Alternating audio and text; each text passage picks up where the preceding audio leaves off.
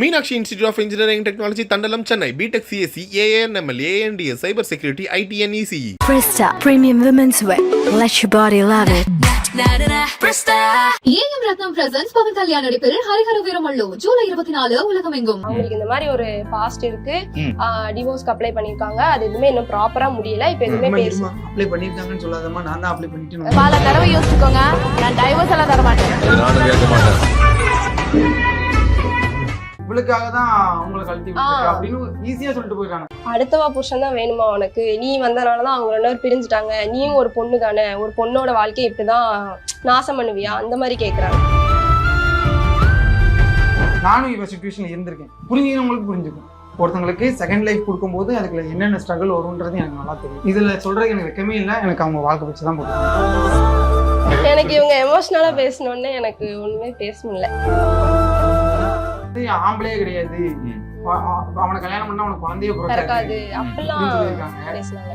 இவங்க அதனாலதான் பாஸ்ட் லைஃப்ல குழந்தையே இல்லை அப்படின்னு சொல்லியிருக்காங்க. அவங்க அழுகுறாங்க. ஒருத்தர் விட்டு ஒருத்தர் பிரிய முடியாத மாதிரி லவ் பண்ணி வந்தது எல்லாமே இந்த கொஞ்ச நாள்ல தான். அதுக்கு முன்னாடி வரைக்கும் நானும் வந்து இந்த பாரு கிட்ட வராதேன்னு சொல்லுவேன். இவங்களும் ஆஹா நான் கிட்ட வர மாட்டேப்பா அப்படின்னு பண்ணுவேன். யாரும் ஏமாத்தல, தப்பு பண்ணல, லீகலா எல்லா ப்ரொசீஜரும் முடிச்சதுக்கு அப்புறம் என் லைஃபை மூவ் ஆன் பண்ணிருக்கேன். உங்களுக்குள்ள எப்ப அந்த காதல் துளி வந்து மனசு அது எப்படின்னு கேட்பேன். உங்களை காதல் துளி ஓகே பையன் நல்லா இருக்கான் அப்படிங்கிறது ஓகே, இதெல்லாம் வந்து ஓகே நம்ம வந்து லவ் இறங்கலாம். ஏன்னா இதுக்கு முன்னாடி வந்து ஒரு பாஸ்ட் லைஃப்ல ஒரு அனுபவம் இருந்திருக்கு, வீட்டுல சம்மதி வைக்கணும், இந்த மாதிரி ஏகப்பட்ட போராட்டம் இருந்தப்போ எப்படி உங்களுக்கு தோணுச்சு லவ் பண்ணலாம் அப்படின்ட்டு? இல்ல ஸ்டார்டிங்ல எனக்கு அந்த இன்டென்ஷனே இல்ல. ஏன்னா இவங்களோட பாஸ்ட் நான் சொன்னேன்ல, நானும் ஒரு ஃபேன் கேர்ள்ன்றனால எனக்கு ஃபேன் மட்டும் இல்ல, கப்பிளா இவங்களோட வீடியோஸ் எல்லாமே நான் பாத்திருக்கேன். கப்பிள் கிரியேட்டர்ஸ்ல இவங்களோட வீடியோஸ் எனக்கு பிடிக்கும். நாங்களே ஃப்ரெண்ட்ஸ்குள்ள காலேஜ்ல நிறைய பேசினோம். என்கிட்டயே நாங்க பிரிஞ்சதை நினைச்சு வருத்தப்படுறேன்லாம் சொல்லிருக்கோம். ஆமா, அப்புறம் ரொம்ப நல்ல ஃப்ரெண்ட்ஸ் ஆனதுக்கு அப்புறம் தான் இவங்க ஏன் பிரிஞ்சு, நான் எனக்கு வந்து கேட்கலாமா வேண்டாமா, எதுக்கு பிரிஞ்சாங்கன்னு கேட்கலாமா வேண்டாமான்னு டவுட்டாவே தான் இருந்தது. அப்புறம் ஒரு பாயிண்ட்ல நான் கேட்டேன், எதுக்காண்டி 2 பேரும் பிரிஞ்சிங்க, உங்களுக்கு தோணுச்சுன்னா என்ன சொல்லுங்க, இல்லைன்னா வேண்டாம் அப்படின்ற மாதிரி சொன்னேன். அதுவுமே கொஞ்சம் நல்ல க்ளோஸ் ஆனதுக்கு அப்புறம் தான் சொன்னாங்க. அதுக்கு முன்னாடி வரைக்குமே என்கிட்ட அவங்க எந்த விஷயத்தையுமே ஷேர் பண்ணதே கிடையாது.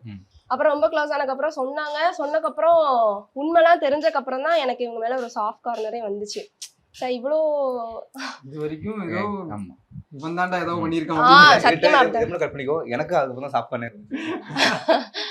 ஆமா, அது என்னதான் இருந்தாலும் டக்குன்னு நம்ம ஒரு பொண்ணை தப்பா நினைச்சிடக்கூடாதுல்ல. அப்புறம் நாங்க டிசம்பர் 3ல ஒன்னா ஒர்க் பண்ணும்போது இவங்களோட கேரக்டர் எல்லாமே எனக்கு ஃபுல்லா கம்ப்ளீட்டா தெரிய ஆரம்பிச்சது. அதுக்கப்புறம் தான் டிசம்பர் 3ன்னு ஒரு ஷார்ட் சீரிஸ் ஒன்று பண்ணோம், வெப் சீரிஸ் ஒன்று பண்ணோம். அதுலதான் இவங்களை பத்தி ஃபுல்லா தெரிஞ்சுது. அதுக்கப்புறம் தான் எனக்கு இவங்க மேல ஒரு சாஃப்ட் கார்னர் வந்துச்சு. அந்த சாஃப்ட் கார்னர் இப்ப லவ் ஆகி மேரேஜ் வரைக்கும் வந்துருச்சு. எப்படி ப்ரப்போஸ் பண்ணிட்டீங்க 2 பேரும்? அது ப்ரப்போஸ் வந்து அபிஷியலா பண்ணல. இருந்தாலும் வந்து இல்ல உங்களுக்கு தெரிஞ்சிருக்கும்ல, சரி ரைட் இது நம்ம லவ் பண்ணது அப்படின்ட்டு. இந்த டிவோர்ஸ் விஷயம் இது விஷயமா நான் அலைஞ்சிட்டு இருந்தேன். அவங்க வீட்டுல வந்து இந்த டிசம்பர் 3 ஈரோடு ஷூட் அப்போ இவங்களோட அம்மா வந்திருந்தாங்க, தம்பியும் ஆர்டிஸ்ட் அதுல. ஸோ எல்லாருமே வந்திருந்தாங்க. அவங்களுக்கு எல்லாருக்குமே ஆல்மோஸ்ட் பிடிக்க ஆரம்பிச்சிருச்சு. ஆனா என்னதான் இருந்தாலும் யார் ஒத்துப்பா செகண்டா கொடுக்கறதுக்கு, இவ்வளவு படிக்க வச்சு வளர்த்து கொடுக்கணும்னு யாரும் யோசிக்க மாட்டாங்கல்ல. ஸோ அந்த தயக்கத்திலேயே இருந்தாங்க. அப்புறம் இங்க நம்ம வீட்லயுமே அம்மாவுக்கு வந்து ரொம்ப பிடிக்க ஆரம்பிச்சிருச்சு. எப்போனா இந்த நான் ஆனா இந்த மாதிரி பேசினாலே அம்மா, உங்களுக்கு நான் போன டைம் வந்த மாதிரி சொல்லியிருப்பேன், அம்மா வந்து பெண் பார்க்க ஆரம்பிச்சிட்டாங்க அப்படின்னு சொல்லி. ஸோ அம்மா வந்து எல்லார்கிட்டையும் பேசிட்டு இருந்தாங்க. அது எனக்கு நடுவில் தெரிஞ்சு நான் நிறைய சண்டை போட்டேன். இந்த மாதிரி அவங்க மனசுல ஏதாவது வளர்க்க விட்டுறாதீங்க, அவங்க ரொம்ப கஷ்டப்பட்டு வளர்த்துருக்காங்க, ஸோ படிக்க வச்சிருக்காங்க. அவங்க சண்டையை போட ஆரம்பிச்சிங்களா? அம்மாட்ட பயங்கரமா சண்டை போட ஆரம்பிச்சிட்டேன். அது எந்த அளவுக்குன்னா அம்மா வந்து இவங்கள்ட்ட பேசவே மாட்டாங்க. வந்தாங்கன்னா டீ கொடுத்துட்டு அப்படி கம்மன்னு இருந்துருவாங்க. அந்த மாதிரி ஏன்னா ரொம்ப சண்டை போட்டேன். அவங்க மனசுல ஏதாவது ஆசை வந்துடக்கூடாது. அதுக்கப்புறமா இந்த டிவோர்ஸ்ன்றது அபிஷியலா ஆனதுக்கு அப்புறம் தான் அவங்க வீட்லயும் ஓகேன்னு சொன்னதுக்கு அப்புறம் தான் அவங்க வீட்லயும் ஒரு 2 பேருக்கு ஓகேன்னா ஒரு 3 பேருக்கு வேணான்ற மாதிரி இருக்கு. யாருக்குனாலும் நம்ம எல்லா விஷயத்தையும் போய் ப்ரூவ் பண்ணிட்டு இருக்க முடியாது, சொல்ல முடியாது இல்ல. ஸோ வெளியில இருந்து பாக்குறதுக்கு மணியா அவன் பின்னாடி இவ்வளவு கான்ட்ரவர்சி இருக்கு, அவன் இவ்வளவு பேட் நேம் வச்சிருக்கான் அப்படிங்கிறப்போ யார் வீட்டுல பொண்ணு கொடுக்க சம்மதிப்பாங்க. ஸோ அவங்க நோ அப்படின்னு இருந்தாங்க. அதுக்கப்புறமா டிவோர்ஸ் வாங்கினதுக்குலாம் அப்புறமா இவங்க நிறைய பேர்கிட்ட எக்ஸ்பிளைன் பண்ணி விஷயத்த எல்லாத்தையும் எடுத்து சொன்னதுக்கு அப்புறம் தான் அவங்க வீட்லயும் பேச ஆரம்பிச்சாங்க. சொல்லப்போனா 2 பேரண்ட்ஸும் பேசிக்கிட்டு ஆரம்பிச்சதுக்கு அப்புறம் தான் அதையும் தாண்டி முக்கியமான ரீசன் இதை ஒத்துக்க மாட்டாங்க. முக்கியமான ரீசன் என்னன்னா நிறைய கான்ட்ரவர்சியான கமெண்ட்ஸ் வந்து இவங்க பேரே ஒரு மாதிரி டேமேஜ் ஆயிடுச்சு. அவங்க அவங்க ரிலேட்டிவ் சைட்லேருந்து எல்லாமே இவங்க என்ன கேட்குறாங்களோ அதை இவங்க ரிலேட்டிவ் சைட்லேருந்து கேட்க ஆரம்பிச்சாங்க. என்ன இன்னொருத்தி புருஷன் தான் உனக்கு வேணுமா அப்படின்னு இவங்க ரிலேட்டிவ் சைட்லேயே கேட்க ஆரம்பிச்சாங்க. அது இவங்களை ரொம்ப அஃபெக்ட் பண்ணி நிறைய நாள் ஆகுது. நீங்க சொல்றது இவங்க சொன்னா கரெக்டாக நினைக்கிறேன்.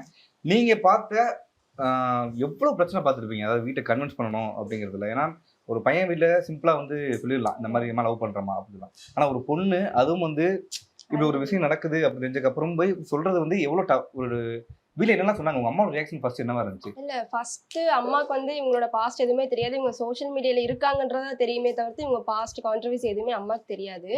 எங்க வீட்டுல உள்ளவங்களுக்குமே தெரியாது. அப்புறம் இவங்களை ரொம்ப பிடிச்சனால வீட்லயே நிறைய பேசும்போது நானா தான் போய் சொன்னேன், அவங்களுக்கு இந்த மாதிரி ஒரு பாஸ்ட் இருக்கு, டிவோர்ஸ்க்கு அப்ளை பண்ணிருக்காங்க, அது எதுவுமே இன்னும் ப்ராப்பரா முடியல, இப்ப எதுவுமே பேச அப்ளை பண்ணிருக்காங்கன்னு சொல்லாதமா நான் தான் அப்ளை பண்ணிட்டேன் ஆல்ரெடி அப்பதான் சொல்லிட்டு இருக்காங்க. ஓகே டிவோர்ஸ் ப்ராசஸ்லாம் போயிட்டு இருக்கு, அதனால எதுவுமே பேசிடாதீங்கன்ற மாதிரி தான் நான் சொல்லியிருந்தேன். ஆனா அம்மாக்கு வந்து அது எல்லாத்தையுமே தாண்டி அவன் நல்ல பையன், அவன் மேல இந்த, ஏன்னா ஒரு சில பேர்கிட்ட எங்க வீட்டுல இருக்கிறவங்ககிட்ட நான் உண்மையை சொல்லிட்டேன், இதுதான் நடந்திருக்கு அவங்க பாஸ்ட்லன்றத நான் சொல்லிட்டேன். அதனால எங்க வீட்டுல உள்ளவங்களும் பையன் நல்ல பையன் தானே, அவன் மேல எந்த தப்பு இல்ல அப்படின்ற மாதிரி சொல்லிதான் இந்த முடிவுக்கே வந்தாங்க. வீட்டுல பிடிச்சதுனாலதான் இவ்வளவு தூரம் கொண்டு வந்ததே, இந்த அளவுக்கு மேரேஜ் வரைக்கும் கொண்டு வந்தது வீட்டுல, எங்க வீட்டுல எல்லாருக்கும் பிடிச்சதுனாலதான். இல்ல ரொம்ப கஷ்டப்பட்டு தான் இந்த இடத்துக்கு கொண்டு வந்தோம் அப்படின்ற மாதிரிலாம் இல்ல, அவங்களுக்கே இவங்களோட கேரக்டர் எல்லாமே தெரிஞ்சிருச்சு. பேட் நேம் வந்ததுலாம் உண்மை. அதாவது இந்த மாதிரி அடுத்த இதான் வேணுமா உனக்கு அப்படிங்கிற பேரு, இன்னும் நிறைய நீ வந்ததுனாலதான் அவங்க பிரிஞ்சுட்டாங்க அப்படிங்கிறது, எவ்வளவு முடியுமோ அவ்வளோ எனக்காக எவ்வளவு முடியுமோ அவ்வளோ பேர் வாங்கி. அது என்னன்னா, நான் இவங்க 2 பேரும் ஒன்னா இருக்கும்போது நான் இவங்கள்ட்ட பேசினது கிடையாது. இவங்க பிரிஞ்சு 2 வருஷத்துல, அந்த 2 வருஷத்துல லாஸ்ட்ல தான் இவங்களை எனக்கு பழக்கமே. இவங்களை நான் அப்பதான் மீட் பண்ணவே செய்யறேன். அதனால அடுத்தவங்களோட புருஷனா என்ன சொல்றாங்கன்னா, நீ இவளுக்காக தான் அவங்களை கழட்டி விட்டுருக்க அப்படின்னு ஈஸியா சொல்லிட்டு போயிடுறாங்க. எனக்கு என்ன புரியலன்னா, நான் என்ன 2 வருஷத்துக்கு முன்னாடி இன்னும் ஒரு 1.5 வருஷத்துக்கு கழிச்சு தனான ஒருத்தி வருவா அப்படின்னு நான் ஜோசியம் பார்த்தா நான் அவங்கள இது பண்ணி விடுவேன். கொஞ்சம் கூட யோசிக்காம ஈஸியா பேசிடுறாங்க. இவங்க வந்து இந்த லாஸ்ட் 8 மாசம் தான், அதுக்கு முன்னாடி 2 வருஷத்துக்கு முன்னாடில இருந்து நான் அழுதுட்டு இருக்கேன், நான் புலம்பிட்டு இருக்கிறேன். அப்பெல்லாம் என்ன நீ அழுதுட்டே இருக்க, சிம்பதி கிரியேட் பண்றியா, மூவ் ஆன் ஆகு அப்படின்னு திட்டிட்டு இருந்தாங்க. இப்ப மூவ் ஆன் ஆனதுக்கு அப்புறம் எப்படா நீ மூவ் ஆன் ஆவ, நீ எப்படா சிரிப்ப, உன் வாழ்க்கையில் நீ சிரிக்கவே கூடாது, நீ அழுதுட்டே இருக்கணும். அழுதனால நான் திட்டுவேன். என்னதான் பண்ணணும்னே தெரியல இவங்களுக்கு. அது வந்து நீ கமெண்ட் படிக்காம இருந்தாலே இருக்க முடியல. அவங்களால அது இருக்கவே முடியாது. அந்த கமெண்ட்ஸ்க்கு வந்து இவங்க அப்ப சொன்ன மாதிரி இப்ப வரைக்கும் கமெண்ட்ஸ்க்கு அடிக்ட் தான். இப்போ உங்களுக்கு ஹர்ட்டான கமெண்ட் என்ன? இந்த மாதிரி வந்து இந்த மாதிரிலாம் போட்டாங்க அப்படி மாதிரிலாம் உங்களுக்கு ஹர்ட்டான கமெண்ட் என்ன? நான் மணிக்காக இந்த விஷயம்லாம் தாங்கிக்கிட்டேன், அடுத்தவா புருஷன் தான் வேணுமா உனக்கு, நீ வந்தனாலதான் அவங்க 2 பேரும் பிரிஞ்சுட்டாங்க, நீயும் ஒரு பொண்ணு தானே, ஒரு பொண்ணோட வாழ்க்கையை இப்படிதான் நாசம் பண்ணுவியா, அந்த மாதிரி கேக்குறாங்க. ரொம்ப இன்னும் இருக்கு. இன்னும் அவன் நீ அழகா தானே இருக்கு, அவங்ககிட்ட என்ன இருக்குன்னு பின்னாடியே தொங்கிட்டு இருக்கிற அப்படின்னு. அதுக்கப்புறம் அவன் வந்து ஆம்பளையே கிடையாது, அவனை கல்யாணம் பண்ணா அவனுக்கு குழந்தைய பிறக்காது அப்படின்னு சொல்லியிருக்காங்க. ஆமா, இவனுக்கு அதனாலதான் பாஸ்ட் லைஃப்ல குழந்தையே இல்லை அப்படின்னு சொல்லியிருக்காங்க. என்னென்னமோ சொல்லியிருக்காங்க. ஆனா எனக்கு உண்மை தெரிஞ்சனாலதான் நான் இந்த முடிவு எடுத்திருக்கேன் இல்லையா, எனக்கு உண்மை தெரியும், அதனால நான் இந்த முடிவு எடுத்திருக்கேன். பாதி பேருக்கு உண்மையே தெரியாது, அதனால அவங்களுக்கு நம்ம போயிட்டு புரிய வைக்கிற இடத்துலயும் நாங்க இப்ப இல்ல.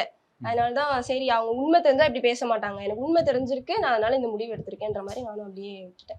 என்னதான் நம்ம அதுல இருந்து வெளியே வந்தாலும் ஒரு சில பேர் இன்னுமே அந்த மாதிரி கமெண்ட் பண்ணிட்டு தான், கமெண்ட்ஸ் விட இன்பாக்ஸ்ல டைரக்டா வந்து நிறைய பேர் டெக்ஸ்ட் பண்ணிட்டே இருப்பாங்க. அதை டெக்ஸ்ட் பண்றது முக்காவாசி வந்து கேர்ள்ஸா தான் இருப்பாங்க. அதுதான் இன்னுமே கஷ்டமா இருக்கும். நிச்சயம்ன்ற பேச்சுக்கு முன்னாடி கூட நான் இவங்கள்ட்ட சொன்னேன், இப்ப கூட ஒண்ணுமே இல்ல. ஏன்னா எங்களுக்குள்ள ரொம்ப ஒருத்தர் விட்டு ஒருத்தர் பிரிய முடியாத மாதிரி லவ்னு வந்தது எல்லாமே இந்த கொஞ்ச நாள்ல தான். அதுக்கு முன்னாடி வரைக்கும் நானும் வந்து இந்த பாரு கிட்ட வராதேன்னு சொல்லுவேன், இவங்களும் நான் கிட்ட வர மாட்டேன்பா அப்படின்னே இருப்பாங்க. ஒரு மாதிரி டிஸ்டன்ஸ்லயே இருந்தோம், ஃபேமிலியில பேசிக்கிட்டும் நம்ம வந்து இது பண்ண வேணாம் அப்படின்னே இருந்தோம். ஸோ அந்த டைம் வரைக்குமே நான் சொல்லியிருந்தேன், இப்போ கூட ஒன்றும் இல்லை, இவ்வளோ பேட் கமெண்ட்டை இவ்வளோ பேட் பேரை நீ சம்பாதிக்கணும் அவசியமே இல்லை, நீ அதனால இப்போ கூட விட்டு விலகிரு அப்படிங்கிற மாதிரி தான் நாங்கள் சொல்லிட்டு இருந்தோம். ஆனா அவங்க வந்து விடாப்பிடியா இல்ல, எனக்கு வந்துருச்சு, இந்த பேரை நான் மாத்தி காட்டுவேன் கல்யாணம் பண்ணதுக்கு அப்புறம் அப்படின்னு சொல்லிட்டு கூடட்டாங்க. நல்ல விஷயம். நான் தான் வந்தோன்னே சொன்னேன், ஸோ லைஃப்ல சரியான முடிவு எடுத்திருக்கீங்க அப்படின்ட்டு. பாஸ்ட் அப்புறம் நடந்துருச்சு, அதெல்லாம் ஓகே. இப்போ வந்து நம்ம திரும்ப இந்த முடிவு தைரியம் எடுக்கலாம். ஏன்னா நீங்க கமெண்ட்ஸுக்கு வந்து கொஞ்சம் பதவிக்கிற ஆள் தான், கமெண்ட்ஸ் வந்தாலும் நீங்க வந்து உங்களுக்கு டிப்ரெஷன் போயிருக்கீங்கன்னு சொல்றீங்க. அண்ட் இப்போ திரும்ப நான் வந்து நம்ம ஸ்ட்ராங்கா வந்து எங்கேஜ்மெண்ட் முடிவு பண்ணலாம், நம்ம ஓப்பனா வெளியே சொல்லுவோம் லவ் பண்றத அப்படிங்கிற அந்த தைரியம் எப்படி இருந்துச்சு உங்களுக்கு? தைரியம் இல்ல, இவங்க வீட்டுல இருக்கிற எல்லாரும் சொல்லிதான். இன்னொன்னு என்னன்னா, நான் சும்மா அதான் ஃபர்ஸ்ட் வந்து இந்த மாதிரி மேரேஜ் அப்டேட்னு சொல்லி போடும்போது அப்பதான் நான் புரிஞ்சுக்கிட்டேன், நம்ம வந்து பேட் கமெண்ட்ஸ் வர 4 பேரை தான் மண்டையில ஏத்திக்கிறோம், அங்க 40,000 பேர் நம்ம வாழ்க்கை ஏதாவது ஒரு வகையில மாறிடணுன்ற மாதிரி அக்கறை கொண்டு இருக்காங்க அப்படிங்கறதான் தெரிஞ்சுக்கிட்டேன். ஏன்னா நான் லாஸ்டா வீடியோ போட்டதுலயே போட்டிருப்பேன், அந்த நிச்சயதார்த்த போட்டோக்காக அவ்வளோ பேர் வெயிட் பண்ணிட்டு இருந்தாங்கன்றது என்னால நம்பவே முடியல. நான் சும்மா ஸ்வைப் பண்றேன், எனக்கு ரொம்ப ஷாக் ஆயிடுச்சு. அதை கூட பிளாக்ல போட்டிருப்பேன். அவ்வளோ பேர் வெயிட் பண்ணிட்டு இருந்தாங்க, அவ்வளோ பேர் என் லைஃப் ஏதாவது ஒரு வகையில சேஞ்ச் ஆகணும்னு சொல்லிட்டு யோசிச்சுட்டு இருந்தாங்க. முதல்ல நான் அந்த நிச்சயதார்த்தம் அப்படியே ஒரு வேளை நடந்தா கூட யாருக்கும் எதுவுமே சொல்லாம சிம்பிளா முடிச்சுக்கலாம் அப்படின்னு தான் இருந்தேன். ஆனா அதை தாண்டி இத்தனை பேர் அக்கறை கொண்டு இருக்காங்கன்றப்போ நம்ம அவங்களுக்காகவாச்சும் கண்டிப்பா இதை வெளியில சொல்லணும். நம்ம இன்னொன்னு என்னன்னா, நான் வந்து துரோகம் பண்ணல, யாரும் ஏமாத்தல, தப்பு பண்ணல, லீகலா எல்லா ப்ரொசீஜரும் முடிச்சதுக்கு அப்புறம் என் லைஃப்பை மூவ் ஆன் பண்ணியிருக்கேன். நிறைய பேர் என்கிட்ட சொல்ற வார்த்தையா தான், அவங்க தப்புனா நீயும் தப்பு, அவங்க துரோகம்னா நீயும் துரோகம். அவங்களுக்கு அந்த கான்செப்டே புரியல. அதாவது ஒருத்தர் இருக்கும்போது இன்னொருத்தரை நம்ம தேடிக்கிறதுக்கு பேரு துரோகம், தப்பு, ஏமாத்துறது, என்ன வேணாலும் சொல்லிக்கோங்க வச்சுக்கோங்க. அதே நேரத்துல ஒருத்தங்க விட்டுட்டு போயிட்டாங்க, ஏமாத்திட்டு போயிட்டாங்க, ஏதோ ஒண்ணு ஆயிடுச்சு அப்படின்றப்போ நம்ம வேற ஒரு லைஃப் சூஸ் பண்றோம்னா அது பேர் மூவ் ஆன் ஆகுறது அப்படின்றது புரிஞ்சிக்கவே இல்லை. அதான் அதுக்கப்புறம் தான் மூவ் ஆன் ஆகுறது தப்பு இல்லை அப்படின்னு சொல்லிட்டு தைரியமா இருந்த முடியும். பட் நீங்க சொன்ன மாதிரி நானும் சில கமெண்ட்ஸ்லாம் பார்த்தேன், அங்க வந்து ஒரு ஜோடியோட சுத்துறாங்கப்பா, அதான் அவர் வந்து உடனே அவங்க விருப்பத்திற்காக எங்கேஜ்மெண்ட் பண்றாருப்பா, இப்பெல்லாம் வந்து நிறைய நீங்க பார்த்துருப்பீங்க, நிறைய கமெண்ட்ஸ் வந்துச்சு. இதுக்கு உங்க ஆன்சர் என்ன? இப்படி பார்த்தா நான் நிறைய எங்கேஜ்மெண்ட் சொன்னேன். சிம்பிளா எனக்கு வந்து லைஃப் வேணும். எனக்கு வந்து அப்படி பார்த்தா நான் இது வரைக்கும் 2 வருஷம் கேப்ல நான் யாருக்கூடையும் கப்பலாலாம் ரீல் பண்ணதில்லை, பெருசா இது பண்ணதில்லை.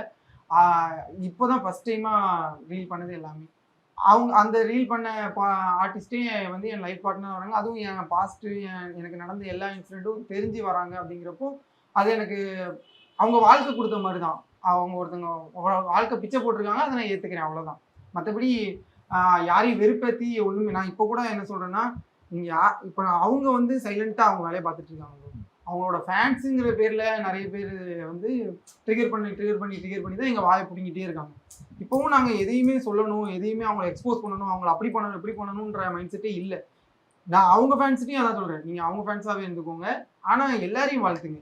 இப்போ நாங்கள் ஏதாவது தப்பு பண்ணேன், அவங்களுக்கு எதிராக ஏதாவது ஒன்று பண்ணுறேன், துரோகம் பண்ணுறேன் அப்படின்னா நீங்கள் அதை எக்ஸ்போஸ் பண்ணுறதில்ல, இல்லை அதுக்கு அகென்ஸ்டாக நிற்கிறதுல தப்பு இல்லை. நாங்கள் எங்கள் வாழ்க்கையை சூஸ் பண்ணிட்டு நாங்கள் தனி ட்ராக்காக தான் போயிட்டுருக்கோம். ஸோ நீங்கள் மனசு இருந்துச்சுன்னா வாழ்த்துங்க, இல்லைன்னா விட்டுட்டா அது போங்க. என் ஃபாலோவர்ஸுக்குமே நான் தான் சொல்கிறேன், அவங்கள்ட்ட போய் அபியூசிவாக பேசுறது, திட்டுறது, அது எதுவுமே வேண்டாம். அவங்க வீடியோஸ் பிடிச்சிருந்தா சப்போர்ட் பண்ணுங்கள், லைக் பண்ணுங்கள், ஷேர் பண்ணுங்கள், எல்லாம் பண்ணுங்கள். அதே மாதிரி இங்கேயும் அவங்களோட ஃபாலோவர்ஸ் இன்னொன்று அவங்களுமே இதை பற்றி எதுவுமே வெளியில் சொல்லலை, இது பண்ணல, பிரச்சனை பண்ணல. ஸோ அவங்கள நான் எதிராளியாக பார்க்க விரும்பலை.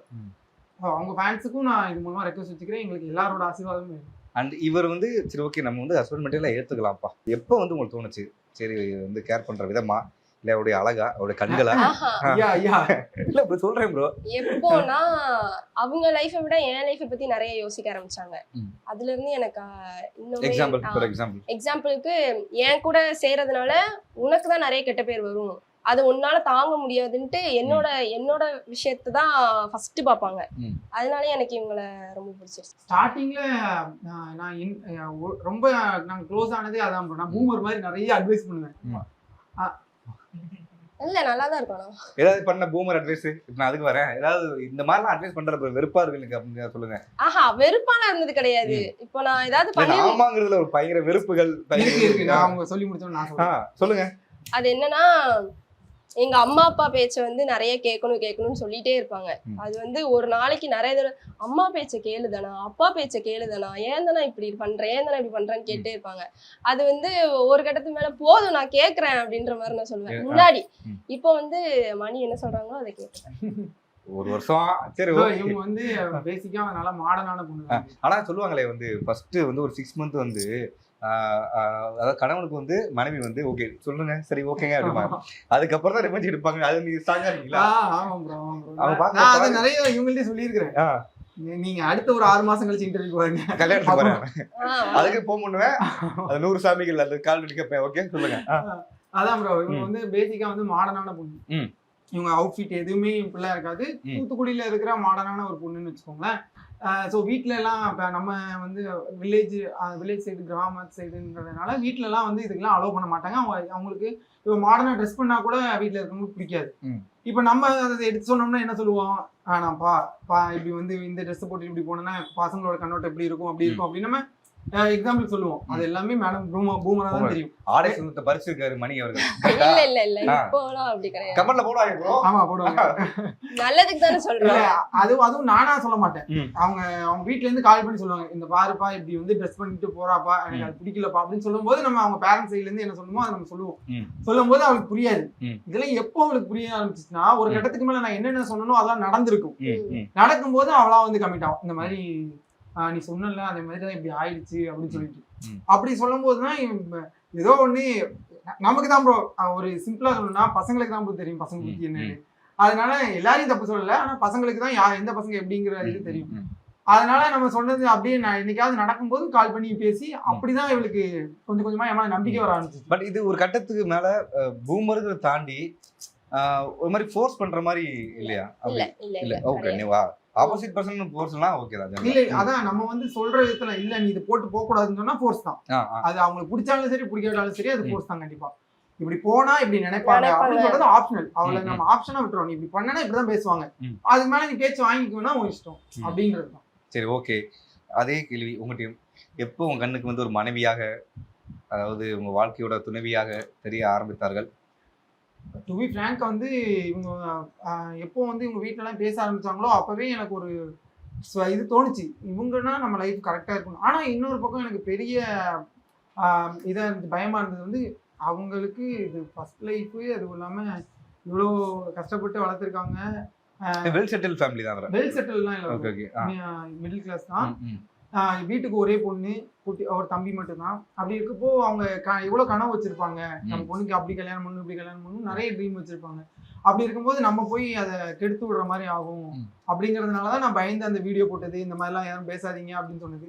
ஆனா எல்லாம் பேசியே ஒரு மாதிரி இப்படி ப்ரொஜெக்ட் பண்ணி இப்படி கொண்டு வந்து நிறுத்திட்டாங்க. ஆனா எனக்கு வந்து இந்த தோணுது வந்து இந்த டிவோர்ஸுக்கு அப்புறம் தான் நான் வந்து இவங்கள்ட்ட ஓப்பனா சொன்னேன், இந்த மாதிரி நீ உங்க வீட்டை எல்லாத்தையும் பேசி கன்வின்ஸ் பண்ணிடுவேன் அப்படின்னா, வீட்டுல எல்லாருக்கும் சம்மதம் வாங்கிடுவேன் அப்படின்னா நம்ம ஃபர்தரா பேசலாம் அப்படின்னு. நீங்க பேசும்போது சொன்னீங்க எனக்கு ஒரு வாழ்க்கை பிச்சை போட்டுருக்காங்க அப்படின்னு சொன்னீங்க. அந்த வார்த்தை யாருன்னு ஈஸி சொல்லவே முடியாது. எதுக்கு அந்த வார்த்தை சொன்னீங்க? இல்ல அது உண்மை. ஏன்னா இவங்க வந்து எங்கேயோ இருக்காங்க, நான் எங்கேயோ இருக்கேன் அப்படின்னா எனக்கு பெருசா தோணாது. இவங்க இன்ஸ்டா ஐடி என்கிட்ட இருக்கு. ஸோ அந்த இன்ஸ்டா ஐடியில டெய்லி வர கமெண்ட்ஸு, டெய்லி வர மெசேஜஸ் எல்லாமே நான் பார்ப்பேன். பார்க்கும்போது எனக்கு ஒன்னே ஒன்று தான் தோணும், நான் அந்த இடத்துல இருந்துன்னா என்ன பண்ணியிருப்பேன். கண்டிப்பாக ஏதாவது ஒரு விஷயத்த சொல்லிட்டு இல்லை இந்த லைஃப் செட் ஆகாது அப்படின்னு வச்சுருப்பேன், எங்கள் அம்மாவை வச்சுருப்பேன், எல்லாரையும் வச்சுருப்பேன். நாளைக்கு இவங்க நம்ம லைஃப்பில் வந்தாங்கன்னா நம்ம வீட்டில் எப்படி ஏற்றுக்குவாங்க அப்படின்னு நான் நிறைய வச்சுருப்பேன். இவங்க அது எல்லாத்தையுமே மைண்ட் பண்ணாமல் இல்லை நம்ம கரெக்டாக தான் சூஸ் பண்ணியிருக்கோம், இந்த சாய்ஸை நம்ம கரெக்டாக கொண்டு போய் காட்டணும் அப்படின்னு நினச்சிட்டு நிறைய ஏச்சு பேச்சுகளை வாங்கிட்டு இருந்திருக்காங்க. அது மாதிரி நாங்கள் நேர்லையுமே சில விஷயங்களை இவங்க பேஸ் பண்ணியிருக்கோம் பர்சனலாக. ஏன்னா அப்போ ஒரு பொண்ணுன்றக்கப்போ அவங்களுக்கு முறை பசங்க இருப்பாங்க, அவங்க சொந்தக்காரங்க சைடில் எல்லாருமே இவங்க யாரெல்லாம் இவங்களை நல்லா மதிச்சாங்களோ அவங்க எல்லாருமே இவங்களை அபியூசிவாக பேசுறது, இந்த மாதிரி உனக்கு அடுத்த ஒரு புருஷன் முன்னாடி போயிட்ட அப்படி இப்படிலாம் சொல்றது, அதெல்லாம் வாங்கிட்டு ஒரு செகண்ட் ஆயிருக்காது. இல்லை வேணாம் அப்படின்னு சொன்னால் என்னால் அதுக்கு மேலே என்ன பண்ண முடியும் கண்டிப்பாக. ஆனால் அது எல்லாத்தையுமே மீறி அவ நிற்கிறான்னா நிச்சயமா இவன் மட்டும் இல்லை, அவள் குடும்பமே வந்து எனக்கு ஒரு வாழ்க்கை பிச்சை தான் போட்டிருக்காங்க. இது வந்து எந்த வகையில் ப்ரொஜெக்ட் ஆகும்னு தெரியல. நான் ரொம்ப கண்ட்ரோல் பண்ணிட்டு இருக்கேன் வாய்ஸ். இப்போ நீங்கள் வளரும் போதே உங்களுக்கு தெரிஞ்சிருக்கும், நானும் இவ சுச்சுவேஷனில் இருந்திருக்கேன். அதனால ரொம்ப ஓப்பனாக சொல்ல முடியாது, உங்களுக்கு புரிஞ்சுக்கிறவங்களுக்கு புரிஞ்சுக்கும். நானும் இவ சுச்சுவேஷனில் இருந்திருக்கேன். ஸோ ஒருத்தங்களுக்கு செகண்ட் லைஃப் கொடுக்கும்போது அதுக்கு என்னென்ன ஸ்ட்ரகிள் வரும்ன்றது எனக்கு நல்லா தெரியும். அப்படி அது ஒரு ஆம்பளைக்கே அவ்வளோ ஸ்ட்ரகிள் வருதுன்றப்போ ஒரு பெண்ணாக இருக்கும்போது எல்லாருமே அவங்கள ஃபோர்ஸ் பண்ணி அந்த லைஃப்லேருந்து எப்படியாவது வெளியே கூப்பிட்டு வரணும்னு தான் பார்ப்பாங்க. இவங்க அத்தனை பிரச்சனையும் தாண்டி என் கையை இருக்கமோ பிடிச்சிட்டு இன்னைக்கு வரைக்கும் நிற்கிறாங்க. ஸோ இதில் சொல்கிறதுக்கு எனக்கு வெக்கமே இல்லை, எனக்கு அவங்க வாழ்க்கை பிடிச்சி தான் போட்டுருக்காங்க. நீங்கள் வந்து இவங்க சொல்கிறதே பார்த்து ரொம்ப பெரிய விஷயமா சொல்கிறாங்க, ஆனால் நீங்கள் வந்து இதெல்லாம் விஷயமா ஏன் சொல்லிட்டு இருக்க அந்த மாதிரி பார்க்குறீங்க? இல்லை அவங்க கஷ்டம் எனக்கு தெரியும், அதனால தான் நான் இந்த முடிவு ஃபஸ்ட்டு சொன்னது தான் இப்போவும் சொல்கிறேன். என்னன்னா எங்கள் ஃபேமிலியில் இருக்கிறவங்களுக்கு முக்கால்வாசி பேருக்கு எதுவுமே தெரியாது. தெரிஞ்சவங்க அந்த மாதிரி பேசலை, தெரியாதவங்க தான் அப்படி பேசுகிறாங்க. தெரியாதவங்களுக்கு நான் போய் தெரிஞ்சுக்க வைக்கணும்னு நினச்சாலும் அவங்க வந்து தெரிஞ்சுக்கிற இடத்துல அவங்க இல்லை. அதனால நான் தெரிஞ்சவங்களுக்கு ரொம்ப க்ளோஸாக என்னப்பா வளர்றேன் என்னங்க மக்களுக்காக அப்படி எனக்கு இவங்க எமோஷ்னலாக பேசணுன்னே எனக்கு ஒன்றுமே பேச முடியல. பல வழிகள் கடந்து அவ்வளோதான். எனக்கு அவங்களோட உண்மை எல்லாமே தெரியும், இவங்களோட பாஸ்ட்ல நடந்த உண்மையெல்லாம் தெரிஞ்சனால நான் அக்செப்ட் பண்ணிக்கிட்டேன். எங்க வீட்ல இருக்கிறவங்கள்ட்ட சொன்னேன், அவங்களும் ஓகேன்னு சொல்லிட்டாங்க. தெரியாதவங்க தான் அப்படி பேசினாங்க. அதனால நான் தப்பான டெசிஷன் எடுத்துட்டேன்னு என்னைக்குமே ஃபீல் பண்ணல. கரெக்டான டெசிஷன் தான் நான் எடுத்திருக்கேன் லைஃப்ல. Meenakshi institute of engineering technology Thandalam Chennai BTech CSC AANML ANDS cyber security ITN ECE Presta Premium Women's Wear. Let your body love it. AM Ratnam presents Pawan Kalyan நடிப்பில் ஹரிஹர வீரமல்லு ஜூலை 24 உலகமெங்கும்.